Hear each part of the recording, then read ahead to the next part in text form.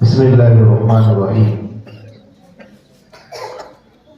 سب سے پہلے تو آپ سب حضرات کو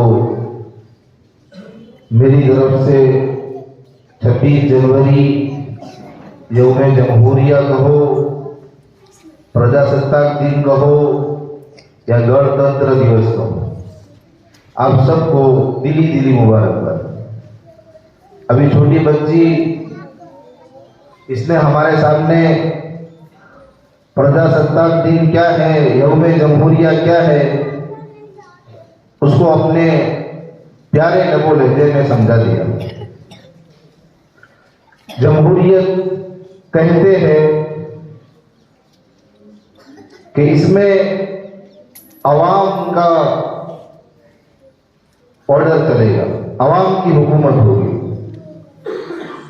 یعنی جو اس دیش کو چلائیں گے وہ چلانے والی جنتا ہے، عوام ہے، اور جو اس کے سربراہ ہیں وہ عوام کی مرضی سے چلیں گے۔ اس کو جمہوریت بولتے ہیں۔ 1947 میں ہم نے سب نے سنا کہ ہمارا ہندوستان اس وقت آزاد ہوا، انگریزوں کی غلامی سے ہم کو آزادی ملی 1947 میں، لیکن وہ مکمل آزادی نہیں تھی۔ ابھی ہم قانونی اعتبار سے تو غلام ہی تھے، قانونی اعتبار سے ابھی ہم غلامی کی زندگی میں تھے، انگریزوں کے قانون چلتے تھے۔ اس کے 2.5 سال کے بعد 1950 میں 26 جنوری کے دن ایک قانون جس کو بنانے میں کتنا عرصہ لگا ہے، 2 سال 11 مہینے 18 دن، اتنے دنوں میں اور اتنے سال کے اندر اس قانون کو بنا کر 26 جنوری کو اس کو نافذ کیا گیا 1950، اور وہ جمہوری قانون تھا۔ ایک ہندوستان کو خوبصورت طریقے سے چلانے کے لیے، ہندوستان کے آزاد ہونے کے بعد انگریزوں کے قانون کو ختم کرنے کے لیے اب ایک ایسے قانون کی ضرورت تھی کہ جس قانون کی روشنی میں یہاں کا رہنے والا ہر باشندہ، ہندو، مسلم، سکھ، عیسائی، وہ خوشی خوشی زندگی بسر کر سکے۔ اس کے لیے ایک قانون کی ضرورت تھی۔ اس قانون کو ایک کمیٹی بنائی گئی، ایک کمیٹی تشکیل دی گئی جس میں ڈاکٹر بھیم راؤ امبیڈکر وہ صدر تھے، اور 35 مسلمان، تقریباً 35 مسلمان اس کمیٹی میں شریک، اور اس قانون کو بنایا گیا۔ جس طرح سے ہندوستان کو آزاد کرنے میں مسلمانوں کا کردار ہے، ہمارے پروجوں اور علماء کا کردار ہے، ویسے ہی میرے عزیزوں قانون بنانے میں، اس ہندوستان کو جمہوری ملک بنانے کے اندر جو آئین بنائے گئے ہیں، جو قوانین بنائے گئے ہیں، اس میں بھی مسلم کا بہت بڑا کردار۔ مولانا ابوالکلام آزاد اور مولانا حفظ الرحمان صاحب سیوہاروی وغیرہ بہت سے علماء کا اس میں بہت بڑا کردار ہے۔ تو یہ تو جمہوریت کے تعلق سے کچھ گفتگو میں نے آپ کے سامنے رکھی۔ میرا بڑا مختصر وقت ہے اور بہت ساری باتیں آپ کے سامنے نہیں آ سکتی ہیں۔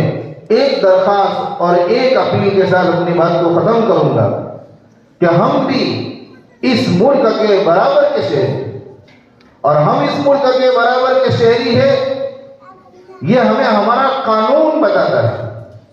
ہمارے ملک کا جو قانون اور آئین بنا ہے، یہ ہمیں اس بات کی اجازت دیتا ہے کہ ہم اس ملک میں آن شان بان کے ساتھ رہے۔